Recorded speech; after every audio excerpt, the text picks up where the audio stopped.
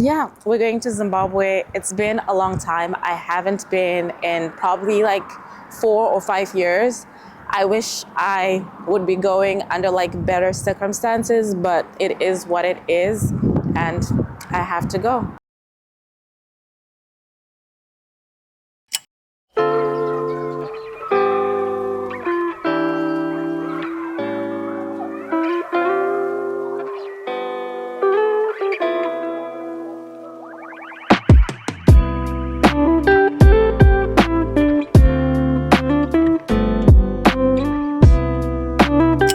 Toronto weather is interesting because there's like sun, like I'm sitting here and just soaking in on the sun, but at the same time, it's snowing outside. It's just weird. Anyway, I'm waiting to board. I think should be boarding in about like 6, 7 minutes now. I'm feeling I know it's such a bittersweet feeling to be going home because family, so I'm obviously excited and looking forward to that. But at the same time, I'm also just like in my feels and just feeling emotional about everything going on. But yeah, praying for journey mercies. Whenever I'm traveling, my prayer is always, Lord, if I will not safely arrive to my destination in one piece, then let that aircraft, let that plane not take off. So yeah, that's the prayer. But by God's grace, everything will go well. I will land safely in my final destination, which is Harare. It's actually because my sister used to create content, and then she always used to tell me, oh, start your own thing. And then I'd be like, yeah, this is not my thing. I never got money from it, but I did it like 4 years ago.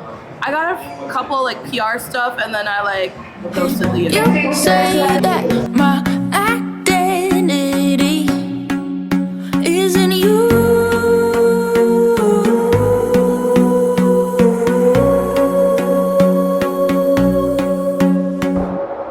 I don't feel worth it 'cause I'm not, but you still stay.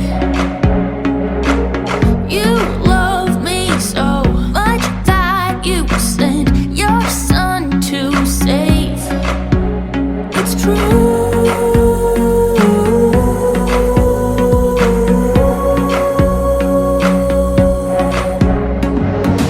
It doesn't matter what the world says. What makes me Quick outfit change in Addis Ababa before we board to Harare. So my flight from Toronto was like 13 hours, so I definitely needed an outfit change. I needed to freshen up and just smell fresh. The time I'm arriving, people will be leaving the house to go to the funeral parlor. I'm not sure if I mentioned this, but I'm actually traveling because my grandfather passed away. I think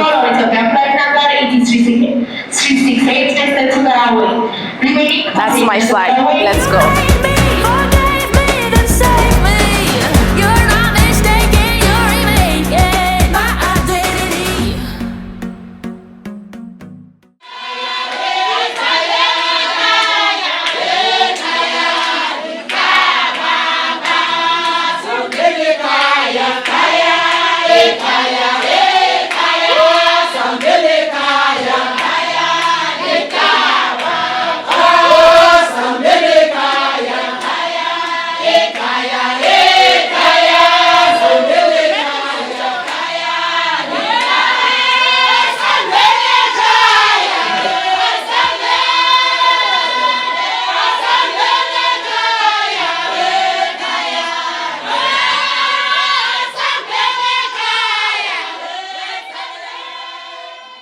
Death feels cruel and painful, yet unless the Lord tarries, it's the path every one of us will walk at the appointed time.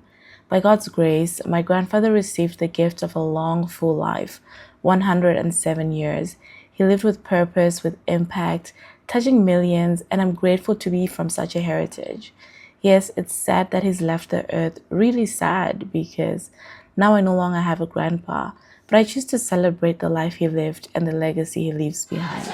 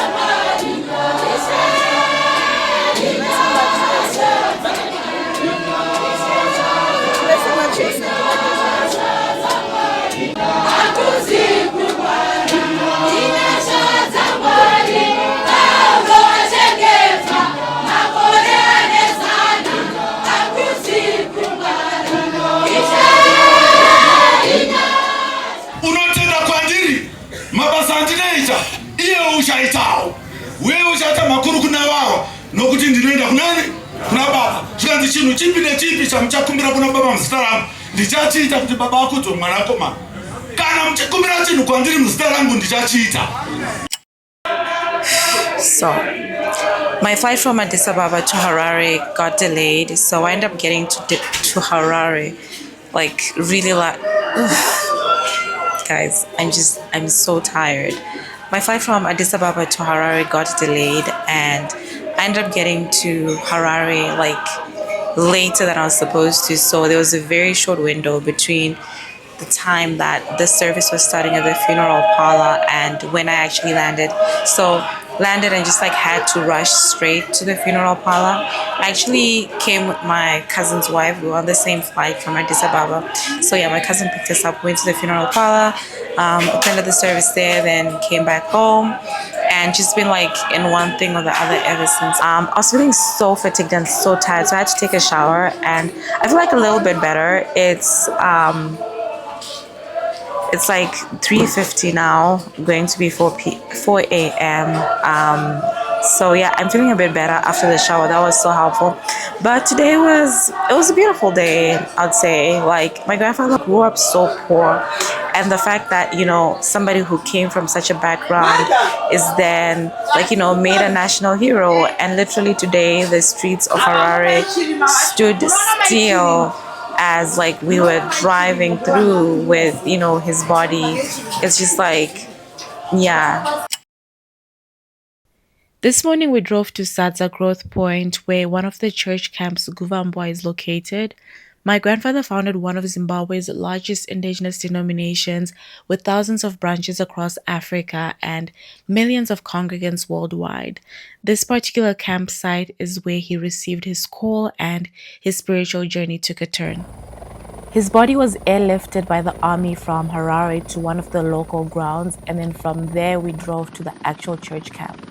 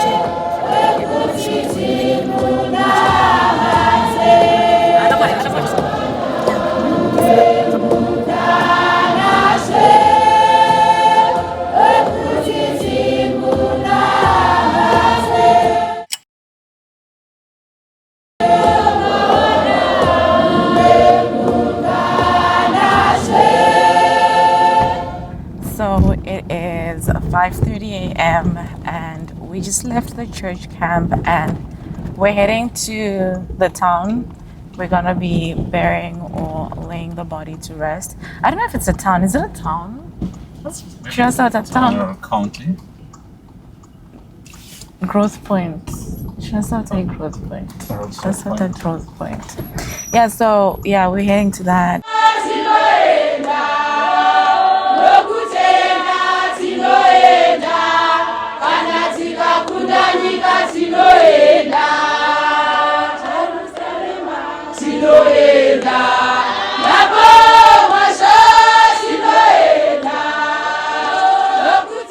Nyaradzo is the final resting place for Sekuru's body. There's a specific mountain he wanted to be buried in, and he made that request known while he was still alive.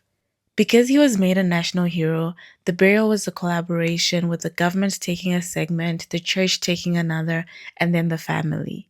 After all the officiating, we moved to the actual burial site for a private ceremony where the gun salute was done by the state, followed by the actual burial proceedings by the church. I'm not including any footage or pictures, but it was beautiful.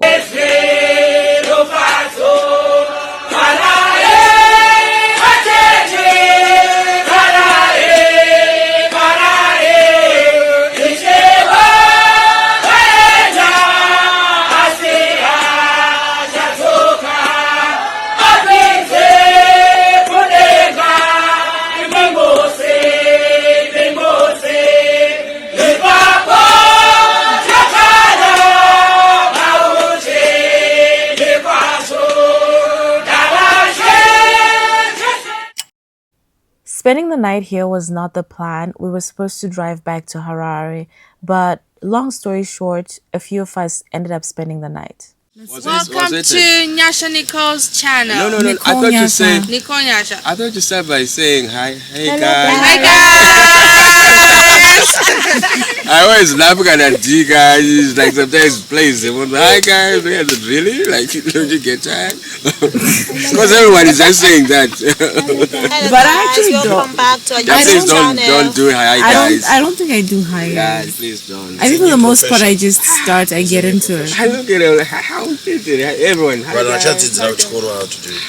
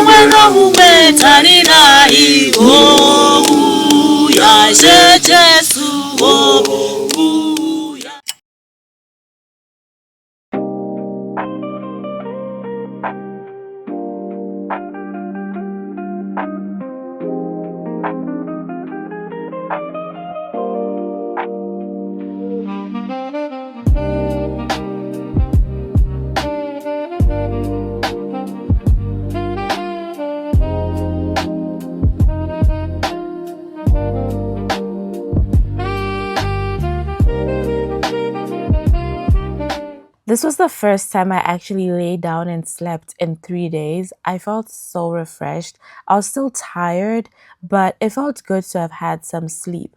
I took advantage of being in the mountains and went on a little prayer walk.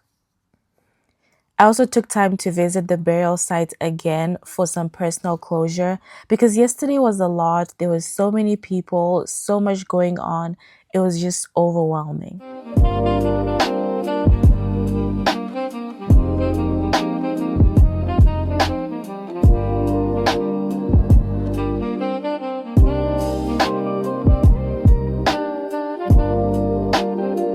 It's almost 6 and it is crazy how bright it is here. I'm not used to how bright the morning can get so early. Like around this time it would be dark. But anyway, Nicole has just gone to ask those men for a place to charge her phone. She's so focused. Look at her.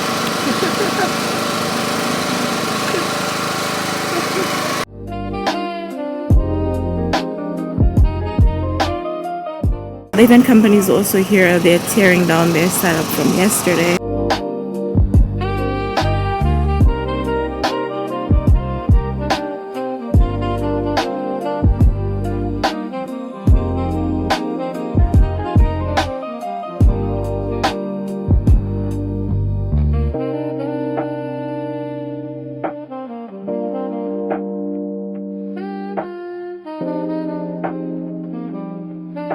So people are laughing that I'm still doing my multiple skincare steps even in the mountains, but I'm like, yeah, I have to do my skincare. That's why I even carried everything in little bottles so that it's easy to carry because my skin has to keep doing well. Guys, I can't even believe this is the same place yesterday. It looks so foreign because this is not what it looked like yesterday at all. It was so packed. There was literally like no space to walk. After freshening up, we drove down the mountain and there was breakfast ready for us. Seeing this place not as packed as it was yesterday was kind of nostalgic. The memories I have coming here as a child started coming back to me.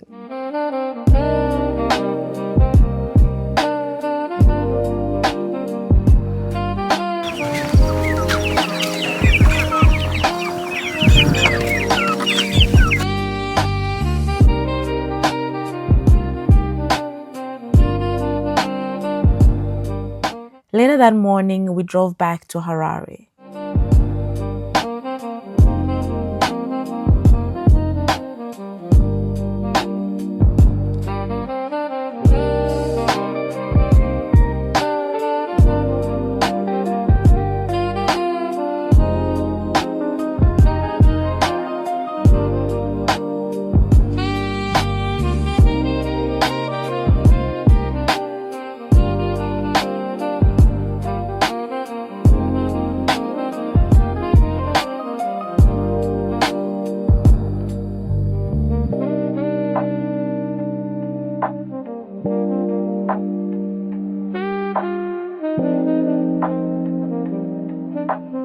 It still feels unreal that Sekuru is no longer physically here with us on earth, but we know that God will comfort and strengthen us during this season.